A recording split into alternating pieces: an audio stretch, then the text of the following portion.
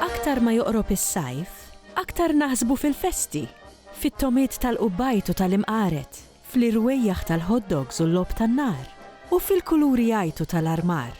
Fir-rokna li jmiss, se nlaqgħukom ma' John Barbara sabiex jaddilna tarif dwar l-armar tal-festi u l-kliem li nużaw għalih.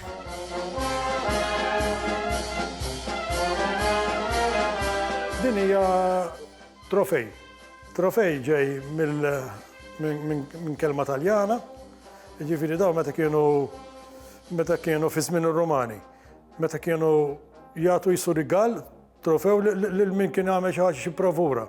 Però mbagħad baqgħet tintiret għal żmien il-kavallieri għax meta kienu jirbħu xi battalji kienu jieħdu l-bandiera tal-għadu u għax di qosal arma fuqha.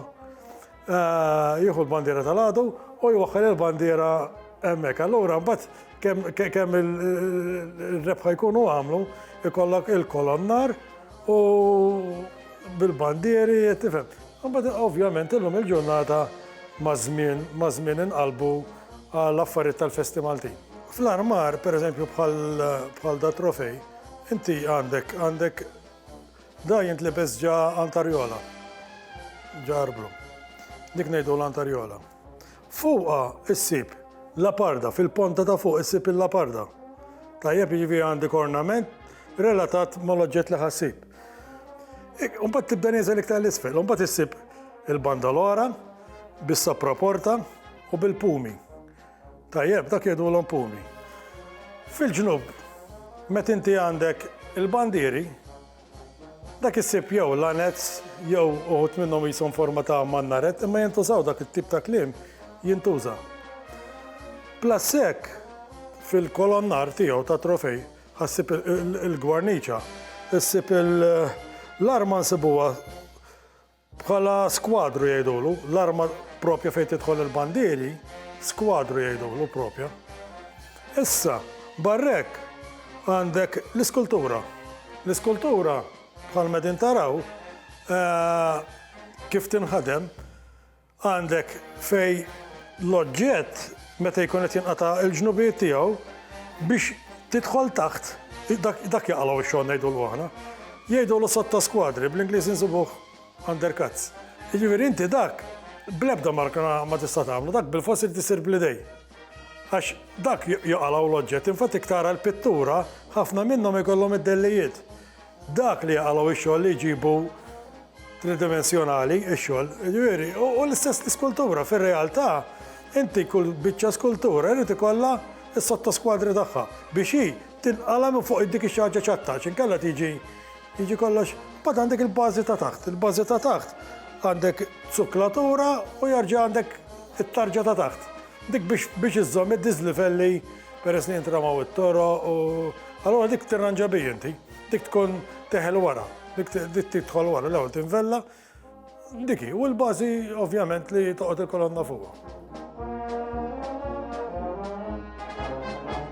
Il-planċir li għandna aħna huwa nofs ċirku, jiġifieri il-panewijiet, dak għandek 11 il-panew fuq il-parti ta' wara, u mbagħad għandek 6 fil-parti ta' quddiem li huma spezzati fuq il-ġewwa u l-barra.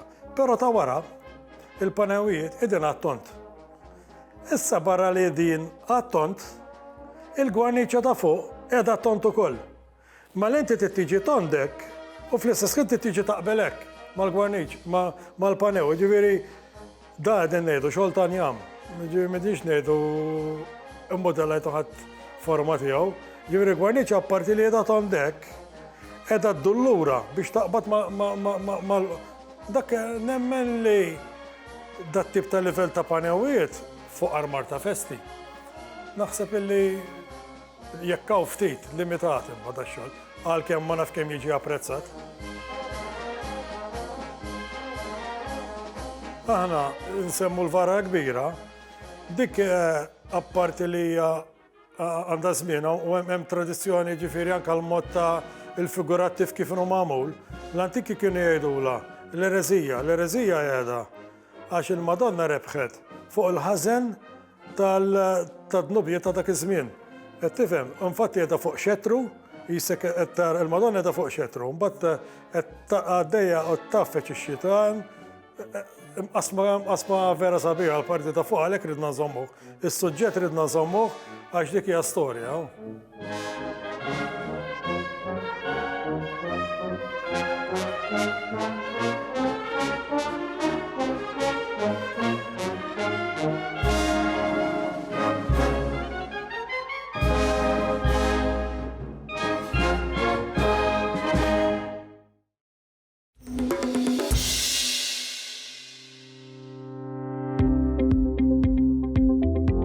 Fir-rokna li jmiss, se nlaqgħukom ma' sħaba mqarba.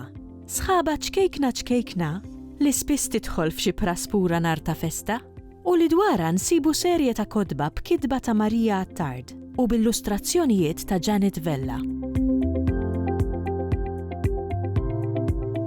Is-sħaba li mqarba hija sensiela ta' 3 kodba, is-sħaba li mqarba nhar San Martin, is-sħaba li mqarba f'lejlet il-Milied u s-sħaba li mqarba fil-Karnival.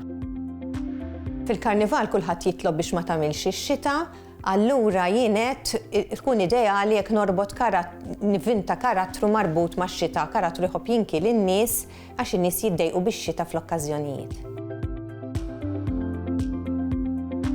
Jiena ma xtaqtx li sempliċiment nikteb storja, imma xtaqt li ndaħħal l-element ta' kultura biex it-tfal huma u jieħdu gost jaqraw jitgħallmu fl-istess ħin.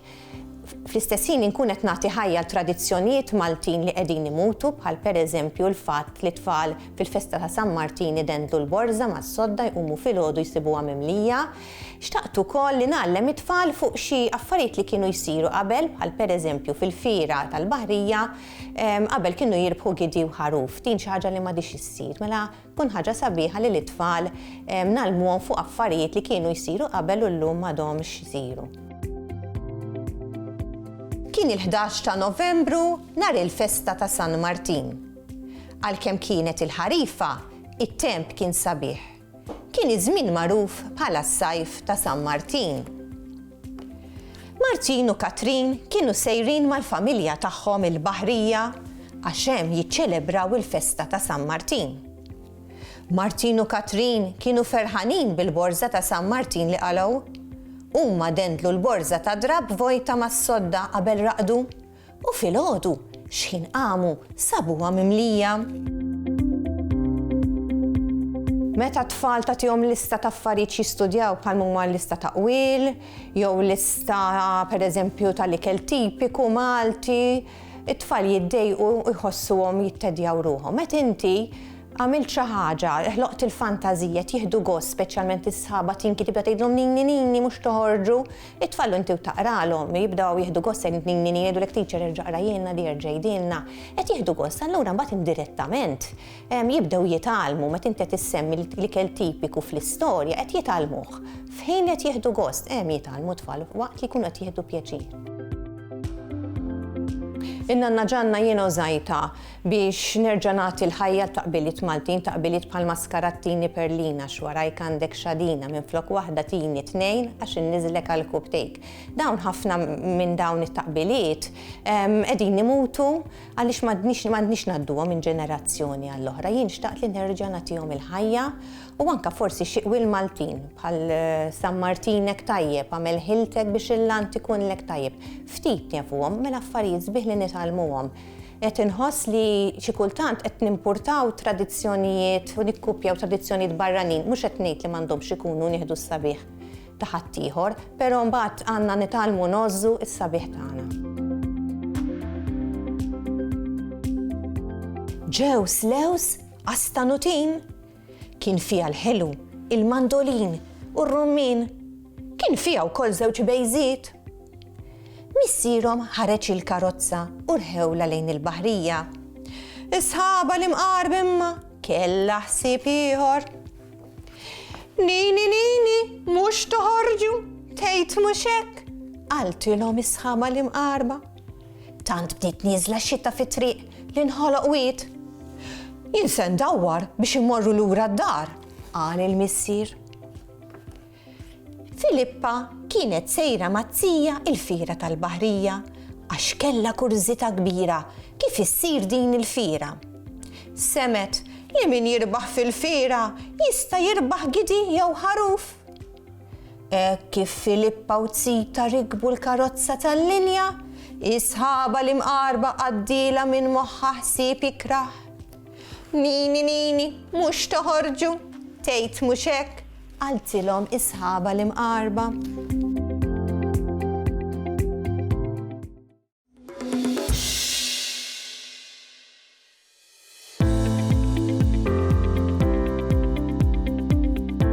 Fir-rokna tal-lum se nagħtu ħarsa lejn it-tħaddim tar-rima, teknika li permezz tagħha it-truf ta' żewġ kelmiet jew aktar jaqblu bejniethom fil-ħoss. Ngħidu aħna tagħna u magħna, jew sultan u ferħan.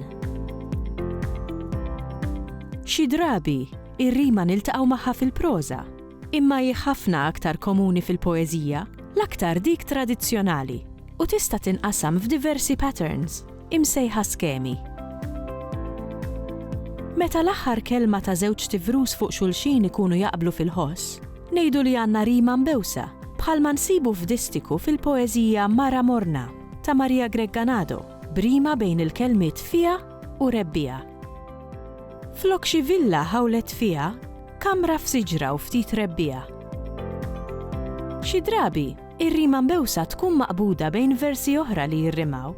Din ir-rima nsejħula rima magħluqa u spiss niltaqgħu magħha fil-kitba tal-limerikki, ngħidu aħna f'Modern Art ta' Guido Lanfranco. F'nofs ta' wirja kien hemm munzel fl-art, barmil, pala u xkupa bl-iskart. X'ħin mortu ċaqlaqthom, tabella rajt taħthom, do not touch, don't remove, work of art. Drabi oħra, ir-rima taqbeż vers, ngħidu aħna l-ewwel vers jirrima mat-tielet, jew it-tieni mar-raba', bħalma jiġri fl-ewwel strofa tal-poeżija Possibiltajiet ta' Antoine Cassar.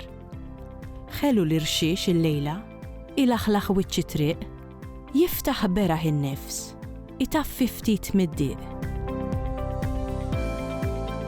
Ir-rima alternata hija simili għar-rima mqabża, bid-differenza li l-versi li jinqabżu jirrimaw bejniethom ukoll. Eżempju ċar ta' rima alternata insibuh fil-poeżija qasira Ħlewwiet Moħbija ta' Dunkarn Bsajla bis-sottotitlu Fil-bogħod minn Goethe. Min qatt ma xorob mill-lajn tan-niket, min qatt ma beka b'qalbu maqsuma fis-sodda waħdu bil-lejl u siket, ħlewwiet is-sema ma jafx x'inhuma. Ir-rima tista' tieħu diversi forom oħra u tista' tkun interna jew ġewwiena, jiġifieri rima li mhix fitru fil-vrus.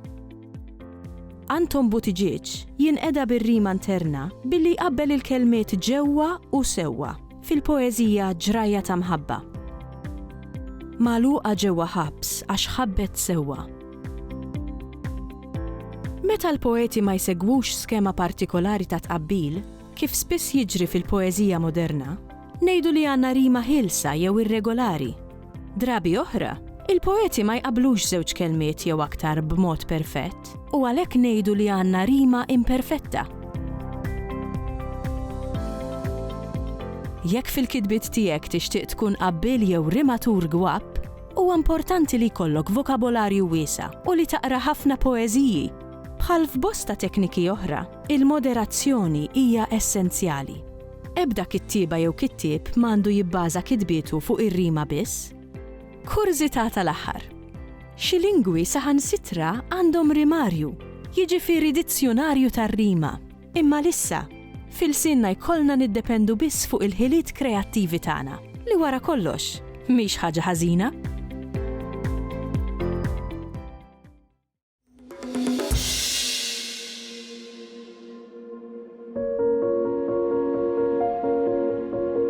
Fir-rokna li jmiss se nistħarġu r-romanz Libleħ, ix-xogħol letterarju l-aktar magħruf li ħareġ mill-pinna ta' José Orlando. Imma qabel xejn, min kien Orlando? U min hu Libleħ? Min li ma kuntest ħareġ dan ir-romanz b'vena soċjali b'saħħitha? José Orlando jibqa' magħruf fil-letteratura Maltija għal rumanz waħdani tiegħu li huwa l-Iblaħ. Kien jikteb ukoll poeżiji, speċjalment poeżiji satiriċi, poeżiji politiċi, minħabba li Orlando kien fl-aħħar mill-aħħar politiku. Kien wieħed mill-membri storiċi tal-Partit Laburista fil-bidu tiegħu fl-20ijiet u jibqa' magħruf ukoll għaliex fl-1932 kien ittella il-qorti, kien ittella ġuri ma' oħrajn fil-famuż ġuri tas sedizzjoni fejn kien akkużat li kellu materjal sedizzjuż, jiġifieri materjal li kien imur kontra is-setat tal-ġurnata li kienu il-Gvern Ingliż u l-Kleru, allura kien akkużat li kellu materjal li kellu kontenut soċjalista.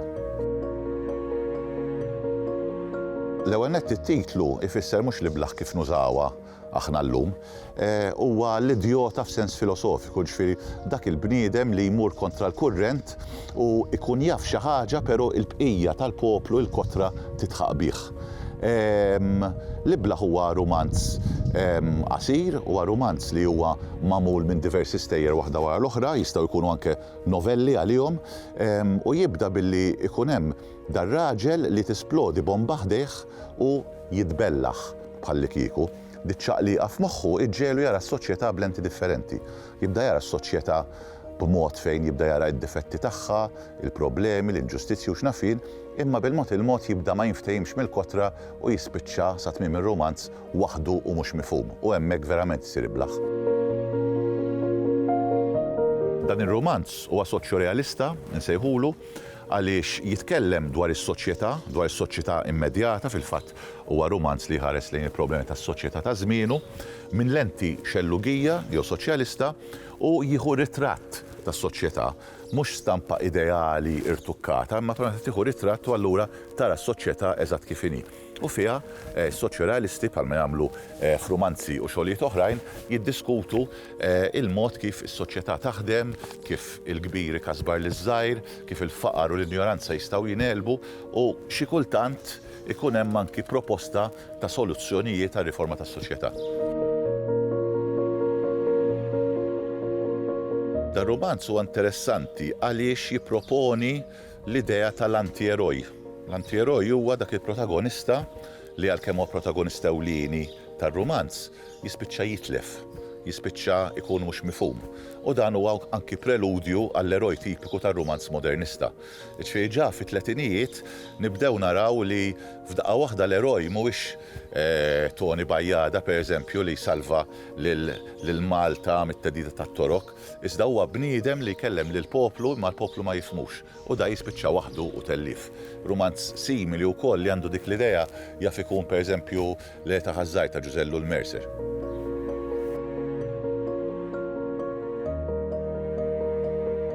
Ovvjament kont ktieb bħal Orlando, ktieb bħal L-Eta ħażżajr kienu influenzaw ħafna anki lill-modernisti, ġifieri l-antieroj b'xi mod jew ieħor ġej minn hemm.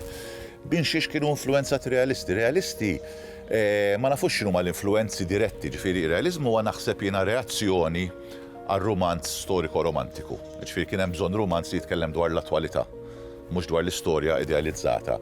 U dawn huma nies li kienu jaqraw il-kittieba magħrufin, speċjalment Ewropej, nsemmu pereżempju l-Emile Zola, il-kittiba Russi, u anke kienu jaqraw ir-realisti Taljani, fosthom Giovanni Verga u Capuana. Capuana kienu wkoll żar Malta.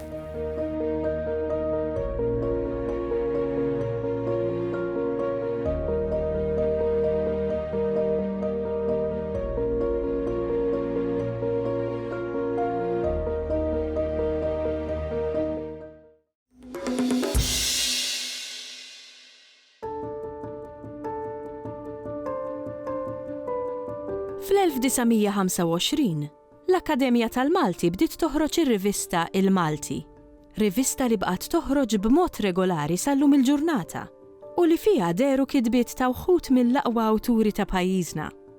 It-tim tagħna ltaqa' ma' Joseph P. Borch sabiex jitgħallem aktar dwar din ir-rivista storika daqskemm kontemporanja. L-iskop tal-Akkademja tal-Malti, l-Għaqda tal-Kittiba tal-Malti fil-bidu kien li tħejji rapport taqqat flimkien lill-Kittiba tal-Malti biex kemm jista' jkun jevitaw li jikbu b'alfabetti differenti. Fil-fatt ir-rivista Il-Malti kienet nistgħu ngħidu waħda mill-ewwel rivisti pubblikati li kienet qed tuża dan l-alfabet li eventwalment imbagħad fl-1934 sar rikonoxxut mill-Gvern ta' Malta. L-għanewlini kien li l-aqwa il-ħna li kienu qed jiktbu dak iż-żmien jingħaqdu flimkien u semmu leħinhom kemm jista' jkun f'rivista li jkollha ċertu awtorità biex ngħidu hekk. U allura il-Malti dak iż-żmien qas kienu jsejħula rivista, kienu jsejħula il-qari, qari għal-qari bil-Malti.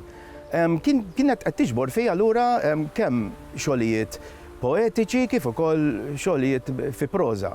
Naturalment xi naqra kronaka kienu kun hemm ukoll u bdiet ukoll toħroġ minn żmien għal ieħor ħarġiet speċjali li jikkommemoraw xi awtur li jkun miet jew forsi xi attività partikolari li tagħmel wieħed ifakkara.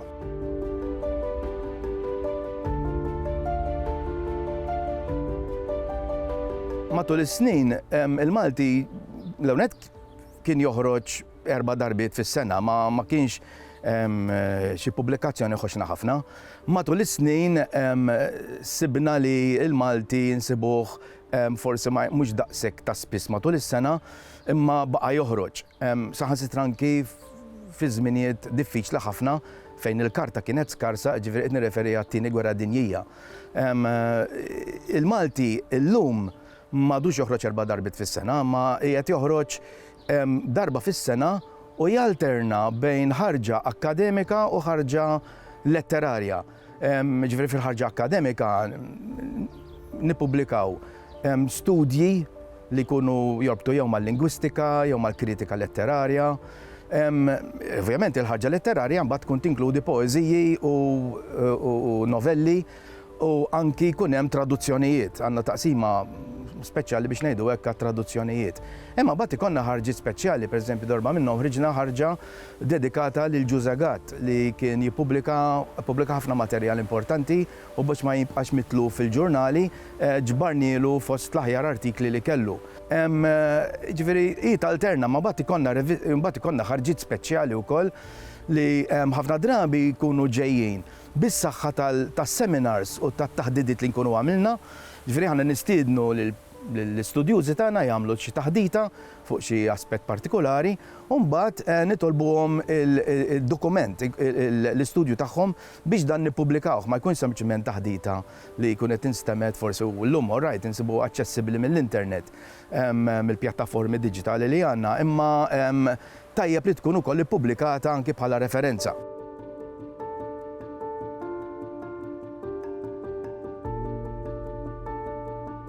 Il-Malti issa huwa nistgħu ngħidu waħda mill-eqdem pubblikazzjonijiet li għandna f'Malta biex ma ngħidx fl-Ewropa, għandha ħatalaq 100 sena.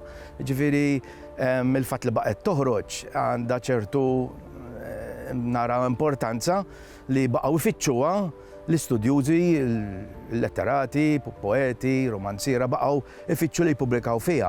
Alright, għandna ġifieri l-aqwa xogħlijiet insibuhom fiha wkoll, għandna bibda minn Don Carmenu Vassallo, Rosar Briffa, il-poeti romantiċi. Warajhom ukoll interessaw ruhom il-poeti moderni, ġifieri nsibu xogħli ta' Oliver Frigieri, Achille Mizzi, Victor Fenek, Mario Zoppardi, Albert Marshall. Ġifieri l-ħna ewlenin biex ngħidu hekk, illum noffru l-ispazju ovvjament għall-aħħar lill-ħna kontemporanji. Tajjeb ngħidu li kull ħarġa ikollha bord editorjali maħtur apposta għaliha u dan jarbel ix-xogħlijiet kollha li jkunu waslu għandu biex imbagħad vera dejjem inżommu l-livell li hu xieraq għal rivista bħal din li għadha mfittxija sal-lum kif għedna u inqisuha bħala awtorità fejn jidħol xogħol akademiku.